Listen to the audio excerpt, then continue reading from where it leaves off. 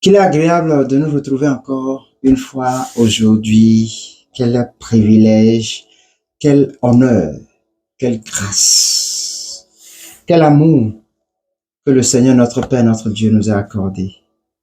De nous tenir encore sur nos pieds et d'être comptés parmi les vivants. C'est une grâce. Ce n'est pas un mérite, mais c'est une grâce. Et je vous salue dans le nom de Jésus-Christ. Ici, c'est le frère Kader. De mon vrai nom, Afo Abdel Kader. Musulman que j'étais, aujourd'hui je suis chrétien. Alléluia. Quelle grâce que Dieu m'a faite. Et aujourd'hui, nous voulons partager un moment un peu spécial. Un moment où nous allons prendre une portion de l'écriture et nous allons parler de cela. N'est-ce pas? Et le Saint-Esprit va nous conduire et nous apporter la lumière par rapport à ça. Pour éveiller, n'est-ce pas, les consciences. Et je rappelle que je ne suis pas pasteur. Je ne suis pas pasteur. Je ne suis qu'un frère. Un simple frère. Un jeune frère. C'est tout. Juste qui a compris que nous devons parler, évangéliser. C'est tout. Nous devons appuyer sur l'évangélisation car c'est le sujet tabou capital que les chrétiens ont oublié et ont attribué à certaines personnes alors que c'est attribué à nous tous. C'est une charge, un poste à tout chrétien qui a reçu Jésus-Christ comme Seigneur et Sauveur. Automatiquement, tu es assigné à ce poste. Tu es engagé à ce poste d'évangéliste. Tout le monde, sans exception.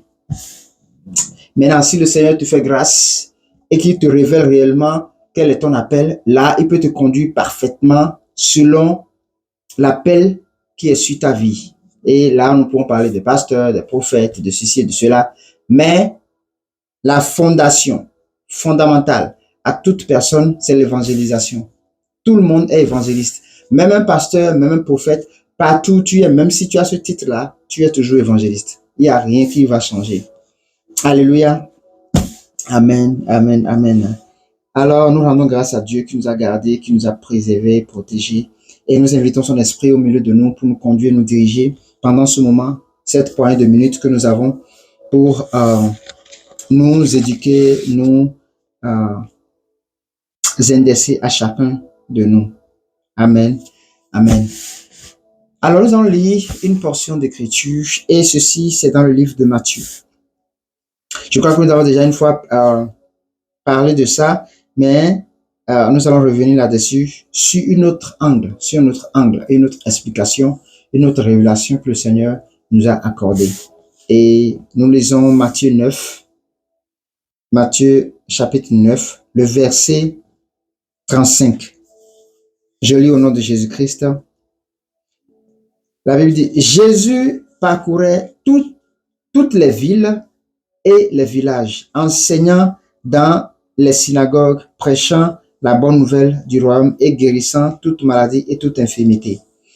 Alors, la première phrase commence à dire, Jésus parcourait toutes les villes et villages. C'est dit, Jésus-Christ, notre Seigneur et Sauveur, évangélisait. C'est le premier évangéliste, n'est-ce pas? Et le dernier évangéliste. La Bible dit ici qu'il parcourait les villes et les villages. Les villes et les villages. Maintenant, quand on dit les villes et on dit les villages, ça veut dire que quand tu prends un pays, il y a plusieurs villes.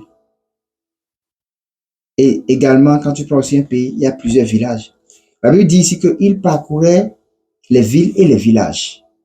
Mais la Bible n'a pas précisé si c'est seulement dans le pays dans lequel il est ou d'autres pays.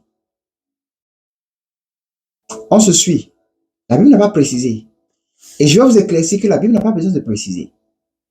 Et en fait, quand la Bible dit qu'il parcourait toutes les villes et les villages, toutes les villes et les villages, n'est-ce pas? Ça veut dire que tout ce qui est... bon, parce qu'il était venu pour les enfants d'Israël, vous savez ça, n'est-ce pas? Et nous savons que les enfants d'Israël sont sur 12 tribus. 12 tribus. Donc, chaque tribu constituait en réalité un pays. Parce qu'il a parcouru Et vous savez, les 12 apôtres viennent des 12 tribus. C'est pas pour rien qu'il a choisi 12 disciples. Vous comprenez? Donc, en réalité, Jésus a parcouru plusieurs pays parce que les enfants d'Israël étaient dispersés. Les tribus étaient dispersées.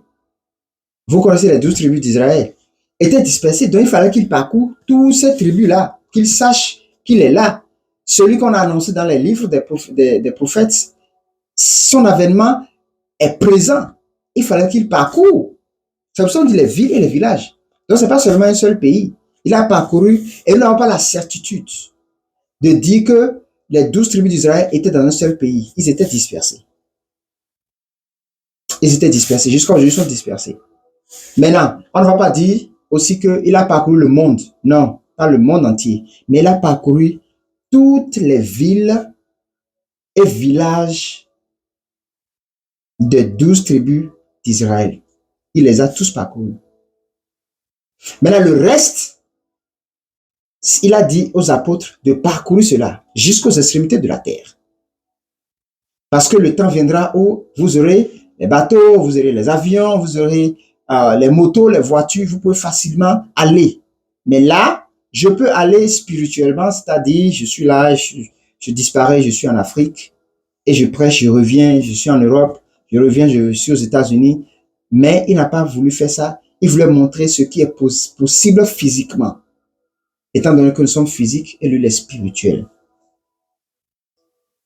Amen. Et il dit, la Bible dit, enseignant dans les synagogues. Et dans le temps, vous savez, les synagogues, c'est un peu comme les églises aujourd'hui. Mais quand on dit synagogue, qui dit synagogue, dit aussi temple. Et vous savez, il y a une différence entre les synagogues et les temples aussi. Il y a des endroits, n'est-ce pas? Si nous allons parler de synagogue, il y a des endroits où les Juifs, ceux-là qui connaissent un peu les Écritures, se réunissaient. Ils se réunissent, n'est-ce pas? Et pour parler de Dieu et lire une portion des lois de Moïse et donner un peu d'explication. La Bible dit que Jésus-Christ parcourait tous ces lieux-là. Parce que les pharisiens, les docteurs de la loi, ceux-là dans le temps, c'est la loi de Moïse, ils parlaient simplement. Il n'y avait pas la puissance de l'esprit derrière pour toucher les cœurs. Vous voyez, et ils étaient ancrés sur la religion qui était les lois de Moïse, au lieu d'être ancrés et accrochés à Dieu, pas le cœur, n'est-ce pas? Donc, Jésus-Christ allait là-bas et la Bible dit, prêchant la bonne nouvelle du royaume. La bonne nouvelle, c'est quoi? La repentance et la réconciliation avec Dieu. C'est les deux choses. C'est ça la bonne nouvelle. La repentance et la réconciliation avec Dieu. Tu te repens et tu te réconcilies avec Dieu. Si tu étais dans une autre religion, tu te repens de cette religion et tu te réconcilies avec, je ne vais pas dire religion. Si tu étais sur une mauvaise doctrine ou sur une mauvaise voie, tu te repens de cette voie et tu t'accroches à Dieu. Et nous savons que pour s'accrocher à Dieu, pour s'accrocher véritablement à la bonne nouvelle, c'est par Jésus-Christ. Car la Bible dit, nul ne va au Père que par lui. Et il est le chemin, la vie et la vérité. Ça, c'est très clair. Nous n'allons pas revenir sur ça. C'est clair et net. Aucune personne ne peut te sauver que Jésus-Christ. Ni Mahomet, ni Bouddha, ni Krishna, ni la science, ni la philosophie. Rien de tout cela ne te sauvera. D'accord? Seul Jésus-Christ te sauvera. Et la Bible est très claire. Nul ne va au Père que par Jésus-Christ. Ça là même, ce n'est même pas à tâtonner autour de cela. D'accord? Ce n'est même pas à tâtonner. Nul ne va au Père que par moi. Moi, Jésus-Christ. Et je suis le chemin, la vie et la vérité. Donc, je suis le chemin qui amène vers le Père. Je suis la vérité dont la Bible a toujours parlé. Et cette vérité-là qui est Dieu, c'est moi. Je suis la vie, qui est la vie éternelle. Et ça, nous n'allons pas, c'est clair, nous n'allons même pas discuter sur ça. Prêchant la bonne nouvelle du royaume. Comme j'ai dit, la bonne nouvelle du royaume, c'est l'évangélisation. Quand on dit prêchant la bonne nouvelle, c'est l'évangélisation. C'est tout. C'est tout ce que Jésus-Christ faisait. C'est tout. Et j'ai étudié Jésus-Christ, bien aimé. J'ai étudié Jésus-Christ. Tout ce que Jésus-Christ a fait de sa naissance l'adolescence où il était au milieu des pharisiens, les posait des questions, les enseignait, jusqu'à la mort à la croix à 33 ans. Il a évangélisé, il n'a rien fait d'autre que ça. Repentance, réconciliation à Dieu. Tu te réconcilies à Dieu par la vérité, que lui, il est le chemin. Vous savez, quand tu te repens, le chemin que tu prends, la transition que tu prends pour te réconcilier à Dieu, c'est cette transition qui est Jésus-Christ, qui est le chemin, la vie et la vérité. C'est cette transition. Tu dois prendre par ça. Et pour prendre par ça, il y a d'autres étapes que tu dois prendre. Nous ne sommes pas sur ça aujourd'hui. Mais il y a les prérogatives qu'il faut suivre. Première chose, repentance. Reconnaître que tu es sur le mauvais chemin, que tu pêches. Tu es un pécheur. Nous sommes tous pécheurs jusqu'à aujourd'hui. Nous sommes tous pécheurs avant que Jésus-Christ revienne. Que tu pêches et que tu dois laisser ton péché et te réconcilier à Dieu. Se réconcilier à Dieu, laisser les mauvaises habitudes, les mauvaises croyances, les mauvaises choses et se réconcilier à Dieu et suivre. Se réconcilier à Dieu, c'est marcher selon sa parole. C'est pas dire Dieu, je veux me réconcilier avec toi. Bon, c'est fini. Non. C'est marcher avec sa parole. C'est ça qui veut dire se réconcilier avec Dieu. C'est ça, marcher selon sa parole. Se réconcilier avec Dieu, chercher Dieu. D'accord? Très clair. Tu quittes les ténèbres à la lumière. Donc, il y a un processus pour la lumière. Donc, Jésus prêchait la bonne nouvelle du royaume. Cette bonne nouvelle, c'est l'évangélisation. Bien aimé, c'est l'évangélisation. Prêchant la bonne nouvelle, c'est l'évangélisation. Quand on prêche la bonne nouvelle, c'est de parler de Jésus-Christ, parler de son avènement, parler de qui il est. Et c'est ce qu'il faisait. Quand vous lisez, c'est de ça que Jésus-Christ parlait. Il les faisait comprendre qu'il est là. Lui, le Fils de Dieu, il est là. Et qu'il faut le suivre. Mais les gens n'acceptaient pas. Comme vous le savez, les hommes, la nature humaine a tendance à juger, à préjuger, parce qu'ils voient, parce qu'ils entendent, parce qu'ils disent. C'est ça. Mais les gens n'utilisent pas leur cœur. Les gens n'utilisent pas leur cœur pour regarder, pour entendre. Parce que quand tu utilises ton cœur pour regarder, pour entendre, tu vas voir que ton esprit connecté à l'esprit de Dieu, à travers ton cœur, tu verras bien. Oui, tu verras bien. D'accord? Vous comprenez? Bon. Je sens que je dois dire quelque chose par rapport à la pour accentuer pour ceux qui n'ont pas compris. Par exemple, tu as appelé une personne. Tu as appelé une personne ou bien tu l'as écrit. Peut-être sur WhatsApp ou bien tu l'as appelé directement, quelque chose du genre. Un ami, une connaissance, un allié. Et il ne t'a pas rappelé. Il n'a pas décroché. Il n'a pas répondu. Ça fait quelques heures. Et même peut-être c'est allé au lendemain. Ce n'est pas pour autant qu'il faut commencer par dire oui, tu vois. Je l'ai appelé, il n'a pas décroché, je l'ai écrit, il n'a pas répondu. Mais ça montre qu'il a lu le message et tu commences par avoir des préjugés. Parce que tu as vu, tu donnes tes impressions. Ton cœur n'est pas connecté à ton esprit. L'esprit de Dieu, notre esprit en tant qu'enfant de Dieu, chrétien, est connecté à Dieu. D'accord? Quand tu te répands et que tu es réconcilié avec Dieu, c'est connecté à Dieu. Avant même que tu n'agisses, le Saint-Esprit te dit ce que tu veux dire là, ce que tu veux faire là, ce n'est pas bien. Ne le dis pas, ne le fais pas. Automatiquement, ça doit vous arriver. Tu veux poser un acte qui n'est pas bien. En même temps, des fois, il y a la parole, un verset qui te revient en même temps. Et tu te répands. D'accord? Maintenant, quand tu utilises ton cœur pour regarder la situation, tu vas voir autrement. Tu vas voir comme Dieu voit. Ah, peut-être il était occupé. Peut-être qu'il est dans une situation. Peut-être que lorsque il a lu le message, quelque chose d'autre est entré et il n'a pas pu répondre. Peut-être, en fait, tu vois le bon côté. Tu supposes de bonnes choses. Tu supposes tu supposes ce qui est bien, ce qui est de Dieu.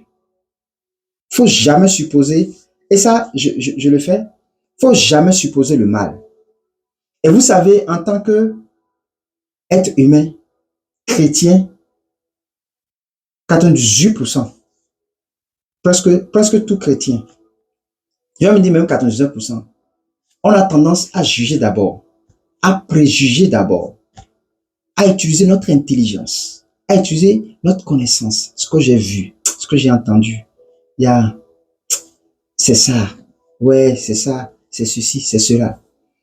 C'est pour cela, moi, même à l'église, permettez que je vous cette parenthèse, même à l'église, quand quelqu'un est sur son téléphone, je lui dis plus, ah, comment?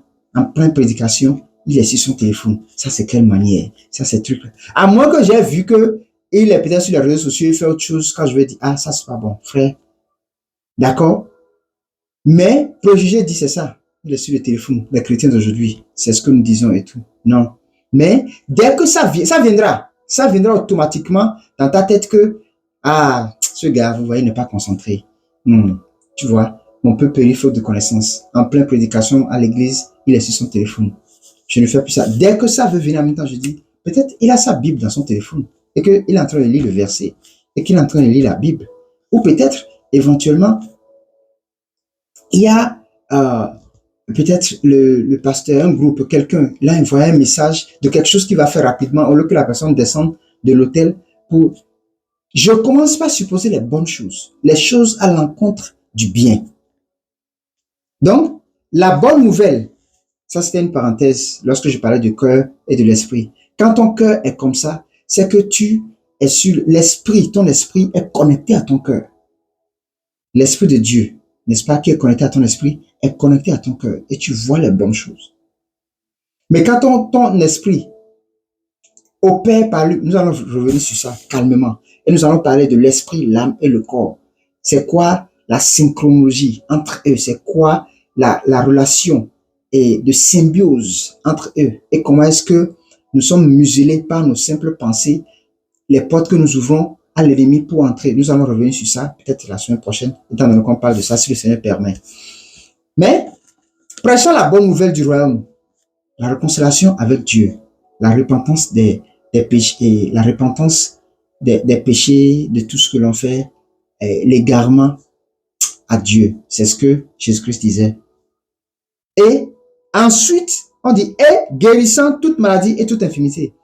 Ça veut dire quoi? Et ceci a rapport avec Matthieu 6, 33, la Bible dit, cherchez pour moi le royaume des cieux, et toutes autres choses vous seront données par-dessus tout.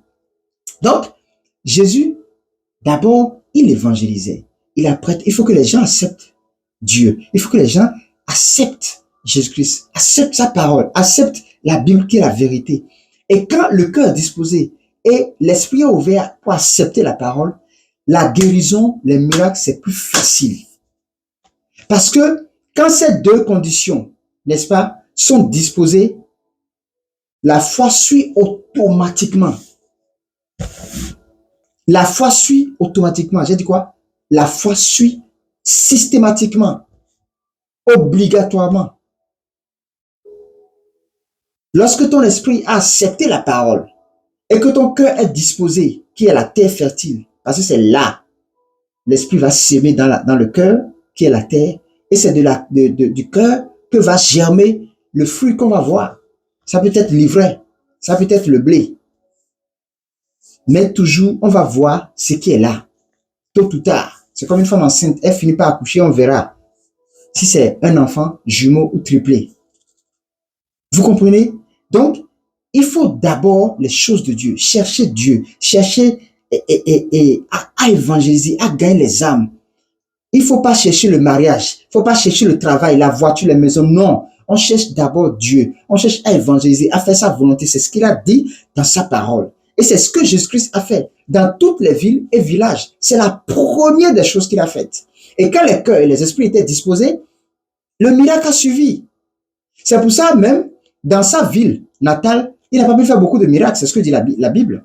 Parce que les esprits ne sont pas en accord avec l'esprit de la vérité, pour accepter la vérité, pour que le cœur soit fertile, pour opérer les miracles. D'où le doute vient et bloque.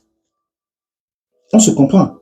Donc, c'est ce qui s'est passé. C'est après ça que Jésus-Christ a fait les miracles et les miracles qui ont suivi là.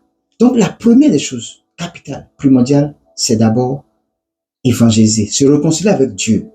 Ensuite, commencer l'œuvre d'évangélisation, car nous sommes tous évangélistes. Et ensuite, les miracles vont t'accompagner. Tu es en train de parler, en train d'évangéliser de tout ton cœur, de toute ton âme. L'esprit va t'utiliser parce que tu es en train de faire de tout ton esprit et de ton cœur. L'esprit va t'utiliser et les miracles vont suivre sans que tu le demandes. Sans que tu le demandes. j'attire notre attention à chacun de nous ici, afin que Dieu, n'est-ce pas, nous utilise. Bien-aimé, prends ce message au sérieux. Prends ce message au sérieux. Je t'en prie. Que Dieu te bénisse, qu'il te garde. Et si ne revenez pas, nous allons revenir progressivement. Shalom chez vous. Je prie que Dieu vous protège, vous garde et que vous comprenez que d'abord c'est Dieu et ensuite nos besoins. D'abord Dieu et ensuite nos besoins. Matthieu 6,33, cherchez premièrement le royaume des cieux et toute autre chose vous seront données par-dessus tout. Tout ce que vous voulez vous sera donné par-dessus tout. Que Dieu vous bénisse. Amen, amen, amen.